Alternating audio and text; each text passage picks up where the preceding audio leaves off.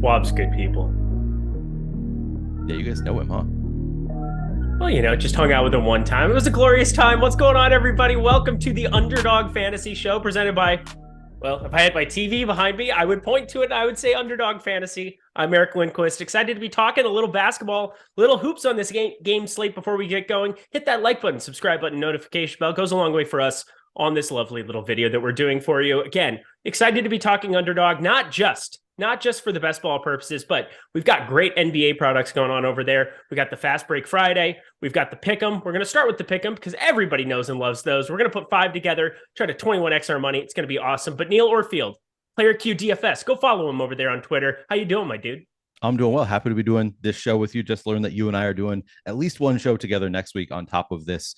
So I'm excited about that. Yeah, I've been yesterday was brutal for me. I took the day off work and then ended up working for like 8 hours and then finally went out and met my friends at a bar. How's your March Madness going? It's good. Yesterday was really good. I'm in third in the DK bracket for the diamond peoples. So that's a good start there. I had the Princeton, I had the Furman. The only thing that I missed was an 8-9. I can't even remember what it was. So I'm in really, really good shape over there. There's one bracket. So I thought yesterday I have 5 total brackets. I thought I had avoided the Arizona massive blow up in pretty much every single one, except for the one where I was perfect outside of that one play. Oh, that's and I have Arizona in the final 4. So I was looking at that incorrectly. That was a huge bummer, but tough to win brackets if you don't get at least 3 of the 4. So 1 dead after day 1, probably not ideal there. And it's the most expensive. The DK free roll, it's a free roll. It is what it is. Yeah. But I'm out here in Arizona for a little spring training. I'm going to a baseball game in T-minus 2.5 hours. So I'm ready to talk NBA. How about you, my dude? Yeah, let's do it. Let's do it. So we're going to the Pick 'em. If you guys haven't checked this out, this is very much like all of the great iterations of fantasy. But yeah, you're putting together player props just like you do at other spots that we sponsor. Again, this is Underdog's version though, and it is a lot of fun. You get the better payout structure, 21x for 5. You get 11x it is for the 4 that we're going to put together. I think we can go 2-2 and try to put it together in 11x for the people. I think that sounds about right. You'll go, I'll go, you'll go, I'll go. It'll be a lot of fun, but 8 games, lots of choices. Where do you want to start, Neil? I mean, should we just start with the top bet on the entire board for Underdog? This Matisse Thybulle 7.5 points line. Matisse Thybulle, just not much of a score. He's averaging 9.8 points per 36 minutes this year. Where do we have him in terms of minutes? Because it looks like that's a pretty good bet for us. I mean, it just I think Jeremy Grant, the news there matters a lot. Yeah. I think Jeremy Grant being ruled out is a huge bolster to Matisse Thybulle. You're probably getting Trenton Wofford, who we saw start last time out for Portland. But in the event that he plays, which I think it's closer to playing for Jeremy Grant here, we got the news Damian Lillard already ruled in, but Matisse Thybulle, never a prominent scorer as is. He would really need those minutes. And if you get Jeremy Grant back in there, they go back down to mid-20s, and it is really hard to imagine he gets to 7.5. Yeah, we've got him projected for 29, and we still like the under quite a bit. And if he's playing, mid-20s, yeah, he's not really doing it unless it's a fast break. He's not much of a scorer at all. So I really like taking the under on 7.5 points for Matisse Thybulle. I like that one. I think that's a good place to start. You start at the very tippy top because of course you do. Yeah. Oh my gosh, it's okay. I'm going to Patrick Beverley, and I want to talk about another piece of news that we have in flux, probably an underrated piece of news. We saw Ayo Dosunmu start for Alex Caruso. He had a rumbly in his tumbly. He was sick. If he ends up sitting again on Friday, he's listed as questionable right now. Patrick Beverley, I am all about the under of 5.5 rebounds. We've seen Patrick Beverley start basically since he showed up there in Chicago. There have been opportunities for him to go nuts on the glass, 10, 11 rebounds. But part of that is Patrick Williams not playing alongside of him at times. You got Patrick Williams not in that starting lineup. It ended up being Dosunmu, and he's been just prominent on the boards there, but we're still talking about a guy who, for his entire career, we saw him in Minnesota. We saw him for a hot cup of coffee there with the Lakers, but he's never been this kind of a rebounder. He averages 3.7 on the season, given that's a lower minutes allotment than what we've seen him play in a Chicago uniform. But considering 5.5 is the line, and I'm getting nearly 2 rebounds difference between the two, it's now down to 5, I suppose, but still under 5 We have him projected right around 4.2. I want to see Alex Caruso in. I want to see him starting alongside Patrick Beverley. But if both of those things happen, how do we not love the under? Yeah, I'm with you. Let's take it. That looks like it's one of our better bets on the board as well. You don't go straight to the top like I do. Good for you. Good for you reaching out to those lower bets down the board. Well, there's certain ones that I just like more because there's a piece of news that can occur that I think would move the line. I think Alex Caruso as a rebounder as opposed to Dosunmu is much more prominent.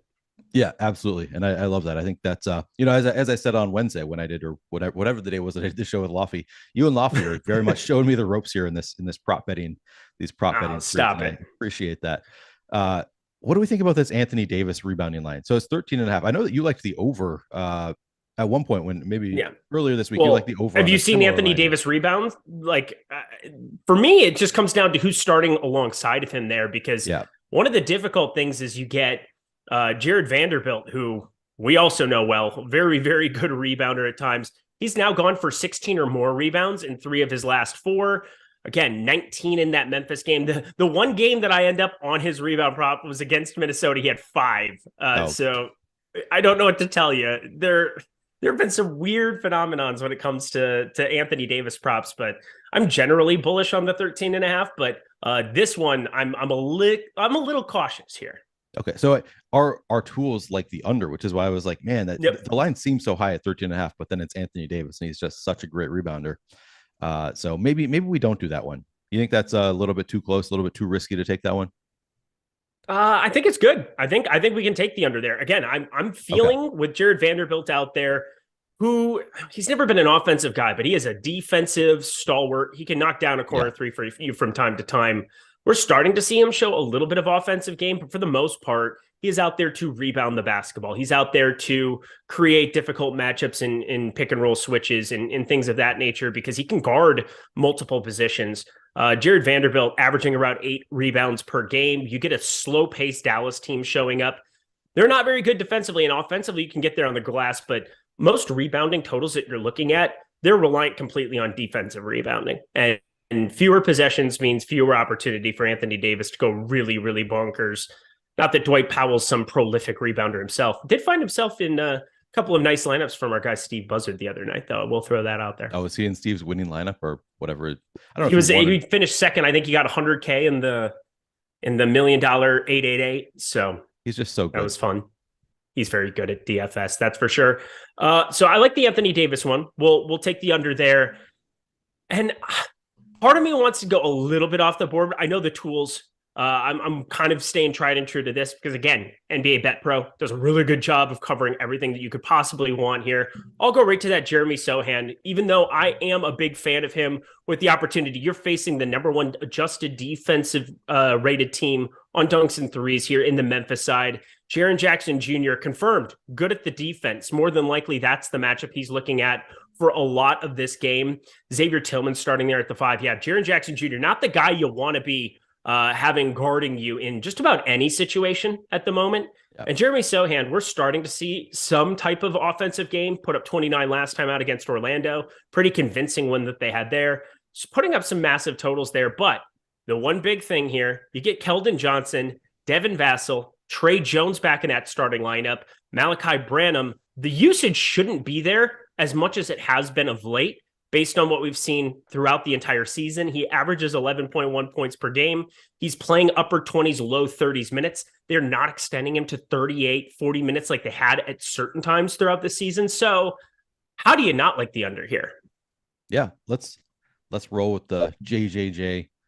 Wait, sorry, who is JJJ defense? That's what we're rolling with. Who's JJJ? Jeremy Sohan, just Baylor's finest, if you will. I'm doing research for my next prop, so I was okay. So we're gonna make a fiver. Didn't you took the Anthony Davis under? So Patrick Beverley under 15, lower than 15.5. I'm just looking at this Embiid line. 1.5 blocks feels too low for me, and we like the over. So I think that I'm gonna go with that one. I mean, fast-paced Charlotte team. The line is just too low. Embiid averages 1.7 blocks per game this season. Gets a fast-paced Charlotte team. We have him projected for 1.8 here, 1.9. We have him projected for 1.9 blocks here. I like taking the over on that Embiid over 1.5 blocks versus Charlotte, just because, again, it's a team that plays at a fast pace, should have more opportunities for blocks, and the line is just too low anyway for Embiid. So I like taking the over there. True or false? I cooked Raymond Felton at a 24-hour fitness 9 years ago. You cooked him. Like, you played him like one-on-one? I played him in one, would be the correct way of saying it. In basketball? In basketball. That is insane. Yeah, I know. I had Rashad McCants on my team. Minnesota's finest, if you will. But at the same time, you lost to Jay Kari, did you not? So that is the Pick'em format. There's your 5-player card for today, and you should put them all together. I'm sorry. You're gonna body me on the UnderDog show? It's a rumor that I heard, so I had to. I mean, Jay Kari. One thing that I learned. It is a correct assessment. I learned this year about Jay Kari that he was a basketball player, not a hockey player growing up. I always assumed that he was like a hardcore hockey player, but he was a basketball player. And I didn't know that, and I decided $200 was the appropriate number to play him one-on-one, I lost 11-8, 11-9. Yeah, I was up early. It didn't finish out nicely for me, but thank you. Your Raymond Felton story, very cool though, very cool. So that does it for the Pick'em format. Everybody play that card. I'm going to fire that one up. Neil might have to fire it up for me. The great state of Arizona, they need to get their stuff together. There's a lot of opportunities. Again, I'm going back to Cali. I'll be doing all my best ball, doing the Fast Break Friday, but I'm looking forward to this one. I've now had some experience talking through some of these 13.6K entries. We've got 60K in prizes, a nice payout up top, good payout structure. One of the better tournaments you could be jumping in today. There's some game theory. There's some ways that we can go about building lineups, having the last man in, making some injury assumptions. Might want to be firing up more than just one, but we're going to be firing up one lineup to rule them all, one lineup to find them, Lord of the Rings style. Looking forward to it. But any overarching strategies as you're looking at the top of the board for the fast break today, Neil?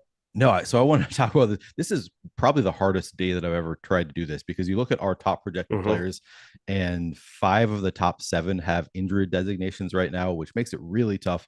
I think you obviously take Embiid number 1 if you get to 101 every single time. Doesn't have. Do we have the 101? What do we have? Oh, do we enter already? I have not. Let me hang on. Neil, player Q. We're the. Oh okay. No. Well, we're going to let other people make mistakes, but we got to get aggressive. You're trying to finish first still. This is just like a GPP. We are looking at the top end, and we will embrace the madness. We will embrace the chaos. Chaos is a ladder, if you will. I like it. It's beautiful stuff. It is beautiful stuff. Big fan. Okay, Lillard is probable. So we've got Tatum has that Q tag. But if he comes to us at the 6th spot, we got to take Tatum, I think. Yep, I think we do too. I want to throw this out there also. Jahali McCaskill. I didn't know you guys did UnderDog. I'd be playing Pick'em. We just put together that Pick'em card for you. Fire it up. We have projections that are available through Stokastic. You can sign up for that below. And if you haven't signed up at UnderDog yet, use promo code Stokastic. It will double your deposit bonus up to $100. So no matter what, they will double the money going into your account. You deposit 50, you'll get another 50. Deposit 100, you'll get another 100. Great deal that they have going at UnderDog. Take advantage of that. Again, Best Ball Street's awesome, but also these NBA game styles, whether it's the Pick'em, whether it's the Fast Break Friday, which, again, $5 entry fee, pretty great price point, pretty great sweat too, because, if you can make some aggressive stances, we're in good shape. But let's take a look at this board. We've got Jason Tatum coming off there. Can I make a leverage for Steph Curry? Can we try to game stack up Golden State Atlanta, a 247.5 half total? I have it projected nearly 252.5. So I'm talking about a total that I'm in love with. I think you got to go Steph Curry. He's actually probable going into today too. And do you want to take both of those, Curry and Trae Young? If we're trying Curry and Trae Young. Yes, we are stacking it up. Do it up, Jordan. And now we'll go DeJounte if we're able to on the back end. We are just looking for that game. I don't hate putting Clay in there. There's no Draymond Green for defensive purposes. For Golden State, he had his 16th tech. I'm all about stacking up that game with our first $5 lineup. Can I throw one more idea at you as well? So I like the idea of taking DeJounte. I also, so one theory that I like, so Jason Tatum being questionable. Jaylen Brown already is one of our top 12, 14, somewhere in that range projected players. If we can get Jaylen Brown and then have the possibility of getting a boost from Jason Tatum being out, I would love that. I love that too. And we're at the turn, so we'll be able to kind of piece together exactly what we want to do. It's probably my favorite place to draft outside of the 1 spot. I would love to always have the top projected spot and then get a turn, because that's just the nuts. You also have the ability to change up based off of rather than just raw projection, which I feel you're kind of forced into when you're picking second, third, fourth. You can really game stack. You can really have correlation. You can really find those kind of plays. So yeah, Jaylen Brown, let's start him. Let's put him in our queue, Mr. Jordan Klein. He extraordinaire just behind there. He was just drafted, sadly. He was. Well, then our lives are just completely screwed. Let's put in DeJounte Murray. Let's put him in our queue. You always want to be starring some of these guys, putting them in the queue, ready to fire at any given moment. I think he's somebody. And then Klay Thompson. I think those are, regardless of whatever you want to say, those are your two dudes today that you would want in association with our first two picks. Yeah, I like that. So I did not know this. So Paul L was asking chat, can you swap out on this site? And Carlos says yes, but only when a player that was not drafted. I did not know that you could swap out on UnderDog. Yes, you can. So next available, you'll get the next available player that you want when somebody's ruled out. Somebody has to get ruled out there. So you could have taken Tatum, but then you're giving up a lot. You're going to be giving up a lot. It's not exactly this massive bonus. It's more of avoiding a zero. Yeah. That makes sense. I did not realize that, but that's so I kind of like, so, and you can choose who you swap to. Yep. Man, I feel like that actually, with your later picks, if you take somebody who is questionable, I feel like there is some game theory that you can do here with the later pick, because then you can potentially swap onto another player who gets a big boost. Theoretically, I'm trying to think about theoretically you could. Like, but here's the thing: all top projected players. I mean, the only time it would really come in use would be like if Jalen Brunson. If this were 2 months ago, Jalen Brunson gets ruled out, and you could get quickly. Things of that nature. I'm thinking more so like for like chaotic slates where there's a lot of potential injury news. Okay, so we are up, so we can get Klay there. I think. I think DeJounte, did he leave? He went one before us. Okay. I'm here for, I think Klay Thompson, we want to keep him in the queue just to finish out the loop on having those combos. I don't think anything else from Atlanta is like a must. I don't think we want DeAndre Hunter, Clint Capella. So no. I think we can kind of avoid the rest of that game stack. I think this is where the conversation needs to be had about like a Brandon Ingram. Yep. I don't mind Brandon Ingram. So we've got... I think Brandon Ingram just has that kind of upside coming off of a Lakers game that could not have possibly gone much worse for him. Brandon Ingram is still that dude, and anybody playing Houston is viable to me in life. Exactly. Yeah. I like projected for a lot of fantasy points. So to finish my thought, so what I was thinking is if you have, so like we have the last pick in the draft here, we could just take somebody who is doubtful, right? Theoretically, take somebody who's doubtful.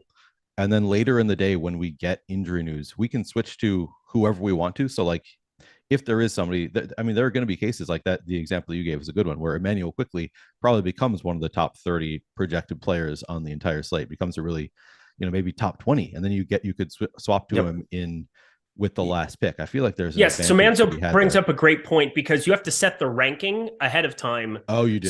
So when you set rankings, then it'll take your next available player. So you'd want to set the rankings for that day would be the right way of looking at it. Otherwise it goes next ADP, which again, if you didn't get the players you wanted to in the first place and you end up having to have a scratch, it's never an advantage. I don't think there's ever a time that it would basically be salvaging min caches, or maybe you could still place well if you had the absolute nuts at the top end, but for the most part, it's just avoiding the zero. It's not going to win you anything more than likely.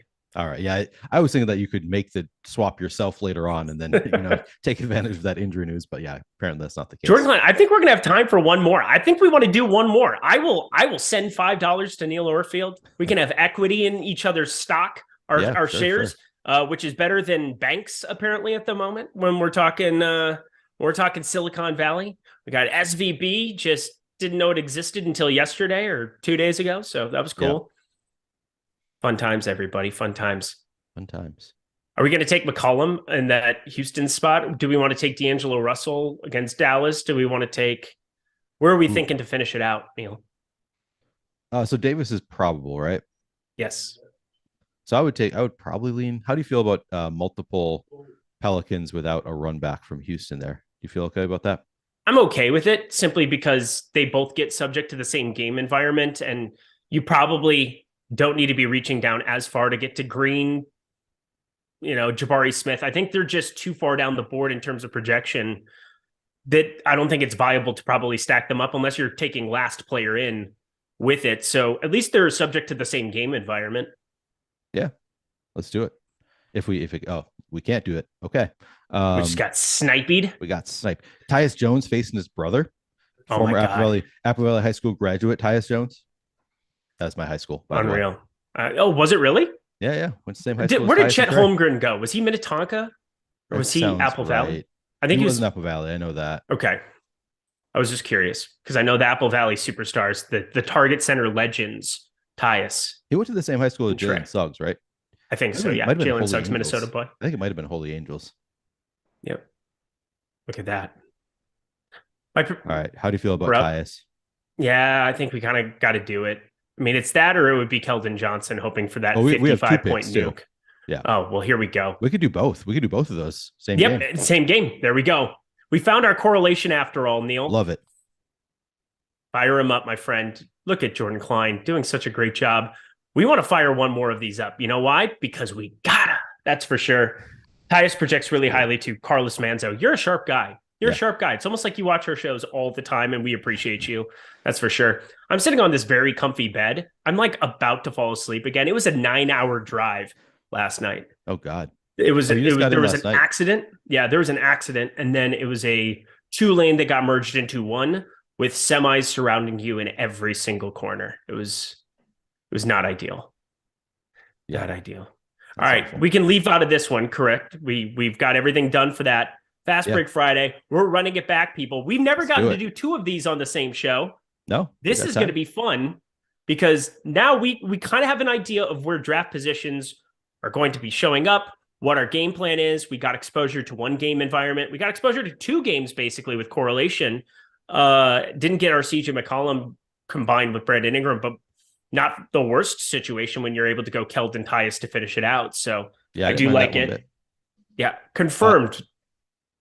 Shit. Can you hear me still? Sure can. You look beautiful. Okay, my entire screen went black. I cannot see the screen anymore. Oh, good. It had frozen and now it's completely black. So I'll just stay here and talk with you, but I can't see the draft. I see a red door and I want to paint it black. No colors anywhere. I need them to turn back. I see the girls go by dressed in their summer clothes. I have to turn my head until my darkness goes. That was really nice. Did you write that? Yeah, I think I did. 4th pick. So from the clouds, where would you like to go? I was thinking do we have this Tatum? Might be this might be a Damian Lillard spot. I was thinking. Hell yeah. So my thinking, Damian Lillard's going to go out and try to get them in the playoffs. They're 13th in the West. They have a very, very low chance at it. But like, don't you just let Dame Dollar go out and shoot it 30 times tonight? 100%. Okay. Thought I'd throw it out there. I was Even though I like Boston to win the game if Jason Tatum plays. So there's that. Tempted to jump in on my phone so I can watch, but I'm not sure what would happen. So probably shouldn't. Do we want Dame or I think Dame's a little bit better than Tatum. And then we don't have to deal with the questionable headache. We're only making 2 lineups. We don't need to embrace that kind of risk. Also, I think probably our 3rd pick, we can shoot for getting Jaylen Brown there. I'm not sure what is his ADP. Can you see what Jaylen Brown's ADP is? It doesn't matter. I'm happy to reach for it because again, there's a chance that you don't get Tatum out there and then you've got a guy who projects for 54. Right. Like Yahtzee. Jaylen Brown. Hopefully somebody in our chat isn't just listening into our takes and stealing our path to victory today. In the last one, I thought somebody might have been. I don't know who, but we got sniped multiple times. There were some snipers.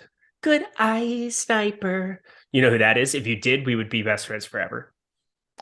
I shoot you right. Yeah, it's Miley Cyrus. Oh, then we take Tatum. Yeah, we take 100%. Tatum instantly auto click. Now you embrace the risk. Now I in love chaos. Somebody took Jaylen Brown. Oh, we just got Lillard and Tatum. That is insane. This is a great start. What a life. What a world. I'm in love. Oh, well, it's a great start until Tatum gets ruled out. Sure. Yeah. But I'm just saying that's the absolute nut beginning. Yeah, 100%. Like, how could you ask for anything better than taking Tatum at what? 2? It was like 2-4, 2-3, 2-3. Oh, honey bear. That's gorgeous. Honey bear, I need honey. With my friend Neil Orfield, Minnesota's finest. Where in Minneapolis are you again? I'm in St. Paul. St. Paul? Okay, yeah. Beautiful spot. Right across the river bend, as people don't know. Yeah. But I know, because it's the Twin Cities. They're twins. That's true. I did live in Minneapolis for several years before I moved to St. Paul, but St. Paul's such a cool spot. It's really nice. I like North Loop. Spent a lot of time there. It's been fun, but yeah, St. Paul I feel like is my vibe too. Yeah, I like that very much. It is quieter. Like people will tell you, St. Paul is a sleepy city. Like people are in bed by midnight. It's like you can still find plenty of stuff to do. Stay out as long as you want to in St. Paul. But in general, we're on the board. We're on the board here. Let's see. Who are our options? Jaren Jackson Jr., Desmond Bane. Who scroll up? Who is that? Yeah, Desmond Bane, Jaren Jackson Jr., Brandon Ingram. Do we want to just take Ingram again? Have some threading? I'd be happy to go to Ingram again. I think so too. Yeah. I like the Houston game environment. Pelicans are trying to win basketball games. So I think now that we have the nut start, I feel like we go with the safer picks in general. I feel like Tatum is the safest of those three. Yep. Jaren Jackson Jr., Desmond Bane. I mean, it's kind of weird to me that Bane hasn't been blasting off slates. Right, I know. I've been expecting some 50 burger. Like we're talking 60 burgers nearly. I don't know what it is. Maybe Tyus Jones is just that dude, Neil. Tyus Jones is that dude. Love that guy. Yeah. Love it. But still, I think Bane should have some big games. I know, but it feels like a lot of his upside's been muted for whatever reason. Also, want to remind everybody here, we've got promo code Stokastic as we're finishing out our show. Might be finishing the draft on our own over here with my buddy Jordan Klein behind the virtual glass, doing a great job producing. My buddy Neil Orfield, Player Q DFS. Go follow him on Twitter. Does a great job with the High Stakes podcast. Does a great job on NBA Live Before Locks. He's been threading in there, doing a phenomenal job. Filling in for my sorry self quite a bit. Oh, we're up. Okay, cool. Throwing it in there. We do have Desmond Bane now at the top of the board. We just talked about it. Available, I think we got to take him. Yeah, we got to take Bane. How are we getting this? I don't know. I will say Ingram, Bane, Tatum, Lillard. That's our 4 right now. Yeah. On whatever the day, I think it was Wednesday. Lofty and I did a show, and the team that ended up winning had Embiid and Kawhi Leonard, who were the 2 of the top 3 projected plays on the slate. Now we got Lillard and Tatum, which I feel like is pretty close. 2 of the top 4, top 5. Yeah. That's ridiculous stuff. Coming up next year, though, let's see. I want to double check. Oh, there's nothing right after us. There's no NHL show right after us today. We have the Odd Shop coming up at 4 p.m. Eastern time, 5 p.m. Pacific. Well, not Pacific, until 5 p.m. Eastern time. I'm really good at this. Promise I host stuff. Sometimes 5 p.m. Eastern time, NBA Deeper Dive. 6, we've got NBA Live Before Lock. You want to check out those. That'll be Dave Locker and Adam Scherer for the Deeper Dive, followed by Greg and Neil Orfield. So be checking my dude out here again later in the day. But we've got 2 more picks, correct? Jordan Klein. And we're gonna make it count, baby. We started at 32, so we're gonna go to the full. We're going to go all the way, baby. You don't score until you score. That's so true. So who's available for us? Rudy Gobert, D'Angelo Russell, Tyus Jones, Kelly Oubre, Kyle Anderson, Mr. Anderson, Keldon Johnson. Scroll up to the top there again, Jordan. D'Angelo Russell. I don't mind D'Lo here. Here's the thing. We're on the clock. Tyus, I feel like D'Angelo's best available. Yeah, I think so too. Yep. Can we have Austin Reeves not put up 45 fantasy points today? That would be useful. You didn't enjoy that as much as Shrek did? No, Shrek enjoyed it very much. Shrek good. Shrek God. Happy. Yeah. My 888 ticket went into the oblivion. No min cash. Do not collect $1,500. Please be a loser. Yeah. It hurt. Didn't go great for me either. That's a bad day. He hand built those too. Did he really? Yeah. It's a wild hand build. I'm just going to throw it out there. I haven't looked closely at it. The only waterfall on the Mississippi. Good luck, boys. Thank you, Paul L. Remember us loyal viewers, when you take this one down, we absolutely will. Thank you for being the inspiration, the wing beneath our wings, the wind beneath our wings. I came up with that too. That you wrote that, huh? Wind beneath our wings. I like that. Like a bird. Thank you. I think I should make it a song one day. It might be useful. One more pick. We have Kelly Oubre, Keldon Johnson. I feel like the Keldon Johnson pick threading it in as well might be a decent thing, just because we got Desmond Bain. True. I feel a Keldon Johnson game incoming. All right, let's do it. I like it. That or it's Christian Wood, but I want Keldon Johnson. Nah, I think Christian Wood too risky for us. Too risky. Yeah, we have too good of a start. Too good of a start here. I like Keldon Johnson. All right, that does it for us, everybody. That was the Underdog Fantasy Show. Use promo code Stokastic. Get yourself that first match deposit bonus up to $100. Great stuff. Double your first deposit, no matter what it would be. Thank you to Jordan Klein. Thank you to Neil Orfield. We're going to get ourselves out of here. Thank you to everybody in chat. Hit that like button on the way out. Allows us to keep doing these shows. But Neil, any final words for the people before you're back here for NBA Live Before Lock? Yeah, good luck. Check us out on Live Before Lock. And of course, also follow Eric Lindquist. He's back on Twitter, no longer banned, at Eric Lindquist. So check him out as well. It's been like 2 months. I've been back in the streets for a while. However, today is my Twitterversary. 14 years. 14 years. Damn. Have one of your kids have you for 14 years. Our crib is bigger than his. And Jordan's going to fade us out right now. Right? Isn't he going to do that? No? I think that's the end of the show. Let's stand here awkwardly.